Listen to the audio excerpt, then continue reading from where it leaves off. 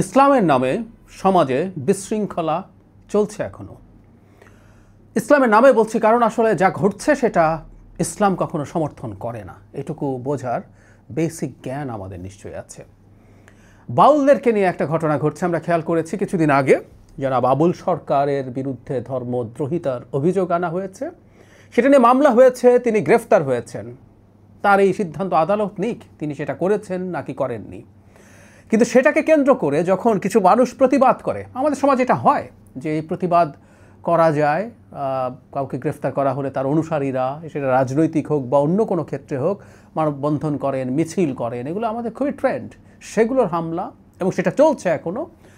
আরেকটা ঘটনা ঘটেছে, ঢাকার একজন বিএনপি নমিনেটেড ক্যান্ডিডেট সানজিদা ইসলাম তুলির বিরুদ্ধে এবার একইভাবে ধর্মীয় অনুভূতিতে আঘাতের মামলা হয়েছে। আমরা দুটো ইস্যু নিয়ে একটু কথা বলতে চাই এবং আমাদের এই ব্যাপারগুলো নিয়ে কথা বলা রিস্কি হলেও বলতে হবে, ইটস রিস্কি, মানে এটা নিয়ে কথা বললেই নাস্তিক কিংবা ইসলাম বিদ্বেষী ট্যাগ পাওয়া যায়, দিচ্ছেন। শুধু ফেসবুক বা ইউটিউবে এসে বট কমেন্ট করা হচ্ছে তা না, তথাকথিত অনেক ধর্মগুরুরাও এ ধরনের ট্যাগ দিচ্ছেন। খুবই রিস্কি, বাট আমরা একটা গণতান্ত্রিক সমাজ তৈরি করতে চাই। আমরা শেখ হাসিনার পতনের পর বাংলাদেশ এবার আরেক ধরনের ফ্যাসিবাদ, ধর্মীয় ফ্যাসিবাদের মুখে পড়বে, সেটা আমরা কখনোই অ্যাকসেপ্ট করবো না। ধর্মের নামে ফ্যাসিবাদকে আমরা অ্যাকসেপ্ট করবো না, বরং এই ফ্যাসিবাদ ফাইট করা একটু রিস্কিও, আমি সেই জায়গায় আসবো। দুটো ঘটনা, আমরা যেটা বলছিলাম যে আবুল সরকারকে গ্রেফতার করা হয়েছে, তাকে নিয়ে যখন প্রথম দিন প্রতিবাদ হয়েছিল, তার অনুসারীদের অনেকে, তার বন্ধুদের অনেকে, তারা এসে প্রতিবাদ করতে গেছেন, তাদেরকে মিছিল করে জবাই কর, ধরে ধরে জবাই কর বাউলদেরকে এই স্লোগান দিয়ে পেটানো হয়েছে, রক্তাক্ত করা হয়েছে, পিটিয়ে পুকুরে ফেলা হয়েছে, ওখানে ঢিল মারা হচ্ছে, সব পুলিশের সামনে আমরা দেখেছি। আবুল সরকারের স্ত্রী পরবর্তীতে আমাদেরকে জানান তিনি এর পরের দিন মামলা করতে গেলে পুলিশের সাহায্য পাননি ঠিক মতো। থেমে যায়নি ঘটনা, গতকাল আরও দুটো জায়গায়, একটা হচ্ছে ঠাকুরগাঁওয়ে একই ধরনের একটা প্রতিবাদ করতে যাচ্ছিলেন বাউলরা, তাদের উপরে হামলা হয়েছে, এবং খুলনাতে এখানে একটা ছাত্র জোট বা ছাত্র সংগঠন, তারা এটার বিরুদ্ধে মানববন্ধন এবং প্রতিবাদ জানাতে গিয়েছিল, এবং সেখানে আবার আরেক গ্রুপের ছাত্র জনতা, বাংলাদেশে এখন ছাত্র জনতা বলে, তৌহিদি জনতার মতো ছাত্র জনতা বলেও যে কোনো কিছু করা যেতে পারে, এবং সেখানে গিয়ে তারা প্রতিবাদও করতে দেবে না। তাদের কয়েকটা কথা আমি একটু পড়ার লোভ সামলাতে পারছি না, তাদের ভাষা হচ্ছে এইরকম, মানে যারা আন্দোলন করতে গিয়েছিল সেটা ছিল গণতান্ত্রিক ছাত্র জোটের, এখানে ঘোষণা দিয়েছে, তারা যখন গিয়েছেন ঘোষণা দিয়েছে তাদের প্রতিহত করা হবে, তাদেরকে তাড়িয়ে ধাওয়া করেছেন, ব্যানার কেড়ে নিয়ে পুড়িয়েছেন, মারধর করা হয়। বাউলদের পক্ষে কেউ দাঁড়ালে তাদের প্রতিহত করার হুঁশিয়ারি দেওয়া হয়, নাস্তিকদের জায়গায় খুলনা হবে না বলে স্লোগান দেন কেউ কেউ, এই হচ্ছে তাদের স্লোগান। এই যে বলছিলাম, বাউলদের অধিকার নিয়ে যখন কেউ কথা বলতে যাবেন তিনি নাস্তিক। বাংলাদেশে একজন মুসলিমকে নাস্তিক ট্যাগ দেওয়া ভীষণ ঝুঁকিপূর্ণ, তার জন্য মুসলিমকে নাস্তিক বলা মানে হচ্ছে তাকে মুরতাদ ঘোষণা করা হচ্ছে, এবং কেউ কেউ মনে করেন মুরতাদদেরকে মেরে ফেলা যায়, তাদেরকে হত্যাযোগ্য করে তোলা হয়, সেই চেষ্টা চলছে। এই এক অবর্ণনীয় অসভ্যতা শুরু হয়েছে আমাদের দেশে, এবং ডক্টর ইউনূস সরকার যথারীতি নির্বিকার, কথা ছিল তিনি এগুলো নিয়ে যথেষ্ট কঠোর অবস্থান নেবেন, রাষ্ট্র নেবে, রাষ্ট্র প্রত্যেকটা নাগরিকের অধিকার নিশ্চিত করবে। আগের দিন যেহেতু পেটানো গেছে পুলিশের সামনে, বাকিদের এখন সাহস হবে, হ্যাডাম হবে যে কাউকে পেটানো যাবে। আমি কথা বলছি, আমাকে রাস্তা ধরে পিটিয়ে দেওয়া যেতেই পারে, এবং সে আহ্বানও হয়তো কেউ কেউ জানাবেন কখনো, এবং ডক্টর ইউনূস সরকার কিছু করবেন না। আমি এই যে ধর্মের নামে ফ্যাসিবাদ, সে প্রশ্নে আসবো, মাঝে একটু বলে নেই যারা সানজিদা ইসলাম তুলির কথা আমি আগেও একদিন বলেছি, মানে খুবই আফসোসের ব্যাপার, সেদিন তার লড়াইয়ের কথা বলেছে, আজকে আর সেটা পুনরুল্লেখ করতে চাই না। যারা আমরা অ্যাটলিস্ট বাংলাদেশের খোঁজ খবর রেখেছি, 5 আগস্টের পরে তো কিছু লোকজন এসে বিরাট বিপ্লবী সেজে গেছেন, যারা আমরা এই ধারাবাহিক লড়াইটা দেখেছি, সে সময় ভাই গুম হওয়া তুলি কী করেছেন, কিভাবে শাসকের রক্তচক্ষু উপেক্ষা করে ফাইট করেছেন, এগুলো আমাদের চোখের সামনে ছিল। তার বিরুদ্ধে এবার ধর্মীয় অনুভূতিতে আঘাতের মামলা করা হয়েছে, এবং বিভিন্ন জায়গায় যেটা এসছে, এনসিপি শ্রমিক উইংয়ের একজন সদস্য এই মামলাটা করেছেন। এটাও খুবই ফানি বলবো, একটা মধ্যপন্থী দল সেই ধরনের মামলা করছেন। মামলাটা এই কারণে অপ্রয়োজনীয় এবং হাস্যকর এটা কেন করা হয়েছে আমরা ধারণা করতে পারি, আমি আসছি সেই জায়গায়।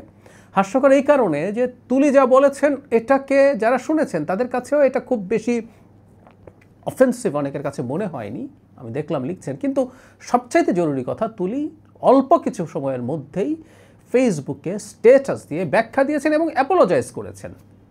আমি মনে করি এরপর এই জিনিসগুলো নিয়ে মামলার জায়গায় যাওয়ার কথা ছিল না, যদিও মামলা নিয়ে তদন্ত করার কথা বলা হয়েছে, মামলা নেওয়াই উচিত হয়েছে বলে আমার মনে হয় না। কিন্তু এখন ধর্ম অবমাননার অভিযোগ না নিয়ে মনে হয় থাকবেন এই সাহস এখন আর হচ্ছে না। যাই হোক, তুলির বিরুদ্ধে আমরা খেয়াল করেছি ওইখানকার আরেকজন বিএনপি নেতা যিনি সংসদ সদস্যর মনোনয়ন চেয়েছিলেন, তিনি না পেয়ে মশাল মিছিল করেছেন। এ ধারণা করা হয় মশাল মিছিলতে তার নামে হয়েছে, তা না, মশাল মিছিল হয়েছে তুলির বিরুদ্ধে একাধিকবার। ফলে এই ধারণা করার কারণ আছে যিনি মনোনয়ন চেয়েছেন কিন্তু পাননি, তিনি এই কাজগুলো করেছেন। এই মামলাটাকেও আমরা এটার সাথে রিলেট করতে পারি। আর আমরা খেয়াল করব ওখানে জামাতের একজন এক অর্থে খুব হেভিওয়েট, মানে উনি জামাতের বড় পদে আছেন তা না, জামাত নির্বাচিত হয়ে আসুক এরকম চাওয়া একজন মানুষ, ব্যারিস্টার আরমান ওখানে ফাইট করছেন। সো এখানে পুরো এগুলো এর সাথে এক ধরনের যোগসাজশ বা এক ধরনের যোগাযোগ থাকতেই পারে। তুলিকে যদি পরাজিত করা যায়, তিনি যেহেতু রাজনীতি করেননি, এত রকম চাপে তাকে ফেলে তাকে দুর্বল করার চেষ্টা হতে পারে। আমি দুটো ঘটনা একসাথে, এই যে হামলা এবং এটাকে একসাথে করলাম, কারণ বাংলাদেশে এখন ধর্ম নিয়ে কিছু যদি বলা হয়, কিছু যদি করা হয়, ঝুঁকিটা এটা দাঁড়াচ্ছে এর পক্ষে বলার, মানে যে মানুষগুলোর ওপরে ধর্মের নামে অন্যায় করা হচ্ছে তাদের পক্ষে বলার মানুষ কমে গেছে। রাজনৈতিক দলগুলো অনেক ক্ষেত্রে অবস্থান নিতে সাহস করে উঠতে পারছে না, তাদের ভোটের রাজনীতি আছে। আমরা এই প্রশ্ন করব, আসলে ভোটের রাজনীতি থাকলেও তারা এটা করবেন কি করবেন না, যে এমনকি যে দলগুলো ইসলামের নামে রাজনীতি করেন, আমরা কারো স্টেটমেন্ট কিন্তু দেখি নাই, কেউ বলেননি যে বাউল প্রতিবাদ করতে এসছে তাকে তুমি পেটাতে পারো না, প্লেন অ্যান্ড সিম্পল। এই কথা বলতে ইসলামী দলগুলোর কেন বাধবে? আমি আবারও বলছি, আবুল সরকারের বক্তব্য নিয়ে যদি অভিযোগ থাকে তারা তার বিচার চাওয়ার ইত্যাদি বিবৃতি তারা দিতে পারেন, কিন্তু এই হামলার ব্যাপারে কেন এমনকি ইসলামী দলগুলো প্রতিবাদ জানাচ্ছে না? আমরা বিএনপিকে দেখেছি, বিএনপি মহাসচিব এটা নিয়ে প্রতিবাদ জানিয়েছেন, কথা বলেছেন, হুইচ ইজ রাইট, আর অন্য দলগুলো বলছে না। একটা কথা মনে রাখবো, হাসিনার ফ্যাসিবাদকে ফাইট করা সহজ ছিল এক অর্থে, আমরা মন খুলে বলতে পেরেছি, দ্ব্যর্থহীন ভাষায় বলতে পেরেছি। কিন্তু যখন একটা ফ্যাসিবাদী মানসিকতা দেখা যায় ইসলামের নামে, তখন এই ঝুঁকি থাকে, ঝুঁকি না বিপদ তৈরি হয়, যে যে কেউ ট্যাগ করে নাস্তিক বানিয়ে দেবে, যে কেউ ট্যাগ করে ইসলাম বিদ্বেষী বানিয়ে দেবে, এবং এই ঝুঁকি অনেকে নিতে চাইছেন না। এটা সত্যিকার অর্থেই খুব বড় ঝুঁকিপূর্ণ ব্যাপার হয়ে দাঁড়িয়েছে বাংলাদেশে। আমরা এই বাংলাদেশে একটা বড় অ্যালার্মিং সাইন দেখতে পাচ্ছি, এবং এই অ্যালার্মিং সাইনটা এখানে শেষ হয়ে গেছে তা না, এখানে শেষ হয়ে গেছে তা না। বোতল থেকে জিন বের করে ফেলা হয়েছে, জিন বেরিয়ে গেছে হয়তো, সম্ভবত। ফলে সামনে কি হবে এটাও আসলে একটা খুব গুরুত্বপূর্ণ প্রশ্ন হিসেবে আমাদের সামনে হাজির হচ্ছে। ফলে আমরা এখনই যদি এটা ফাইট না করি, আমরা যদি ভয় পেয়ে বসে থাকি, আমরা যদি এটার বিরুদ্ধে কথা না বলি, আমরা বিপদ ডেকে আনছি। আজকে তুলির বিরুদ্ধে মামলা হয়েছে, একসময় জামাতের বিরুদ্ধে একই ধরনের মামলা হয়েছে। এগুলো ভালো জিনিস না, এগুলো খুবই খারাপ জিনিস। আমরা তখন এগুলোর বিরুদ্ধে কথা বলেছি, কিন্তু এখন যেহেতু কারো কারো পক্ষে যাচ্ছে তারা আর কথা বলছেন না। খুবই অন্যায় আচরণ, খুবই ভুল আচরণ। এভাবেই আসলে ফ্যাসিবাদ ভেতরে ঢুকতে থাকে। শেখ হাসিনার পর আরেকটা পাল্টা ফ্যাসিবাদ বাংলাদেশে মাথাচাড়া দিতে পারে, এই ঝুঁকি আমাদের মধ্যে ছিল। কারণ একটা দীর্ঘ ফ্যাসিবাদী এবং একটা সময় এসে মাফিয়া সরকার যখন ক্ষমতায় থাকে, তখন আমাদের গণতান্ত্রিক মানসিকতা, মূল্যবোধ ওগুলো নষ্ট হয়।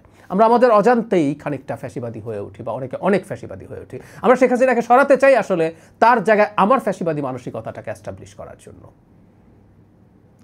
সেটারই বহিঃপ্রকাশ দেখছি। খুবই ভয়ঙ্কর ব্যাপার। আমরা চুপ থাকছি, এটা তার চাইতেও ভয়ঙ্কর ব্যাপার।